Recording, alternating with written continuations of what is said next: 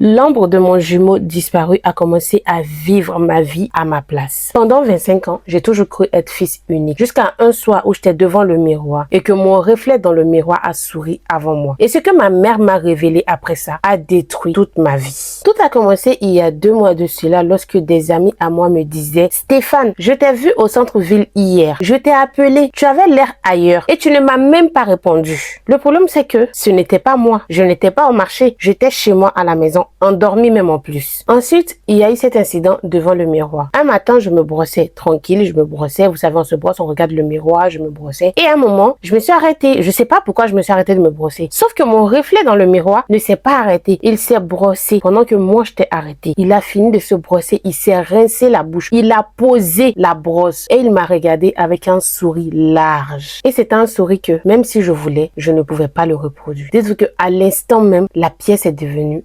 glacée. Moi, j'ai commencé à imaginer que mon ombre ne me suivait plus, qu'elle avait une avance sur moi. La situation a dégénéré. Il faut savoir que j'ai une fiancée et elle s'appelle Sarah. Nous vivons ensemble. Un soir, je rentre et je trouve Sarah dans le canapé en train de rigoler comme si elle était en train de causer avec quelqu'un. Donc, je suis surpris. Sarah ne m'a pas dit qu'il y aura un invité à la maison et moi non plus, j'ai pas l'information qu'il y a quelqu'un qui va venir en fait. Donc, j'essaie de m'approcher pour savoir à qui elle parle. Au départ, dans ma tête, je me suis dit qu'elle était au téléphone, vous voyez. Du coup, je m'approche. Je suis surpris de voir que la personne à qui elle est en train de parler, c'est moi. Ou du moins, quelqu'un qui me ressemble bien. Il était assis dans le canapé, là où je m'asseyais toujours. Et lorsque Sarah m'a vu et qu'elle a arrêté de rire, lui aussi il s'est retourné vers moi. Et là, j'ai vu la ressemblance, trait pour trait. Sauf que lui, il avait les yeux tout noirs, sans pupille. En voyant ça, j'ai hurlé comme un enfant qui venait de voir un fantôme. Dites-vous que l'homme qui me ressemblait n'est pas sorti par la porte. Il a juste disparu. Ma fiancée Sarah m'a regardé vraiment avec un visage terrifié. Elle a cru que je devenais fou. Parce que pour elle, en réalité, c'est avec moi qu'elle parlait dans le canapé. Ce n'était plus possible tout ce qui se passait. Mes amis qui me voyaient ailleurs, pourtant je n'y étais pas. Ma copine qui parle à quelqu'un et moi qui vois mon reflet dans le miroir qui se brosse sans moi. Là, c'était la goutte d'eau qui venait de déborder le vase. J'ai pris mon billet, je suis allée directement au village voir ma mère pour qu'on trouve une solution à ça. Mais j'ai été surprise de ce qu'elle m'a annoncé. Ma mère, en pleurant, m'a dit que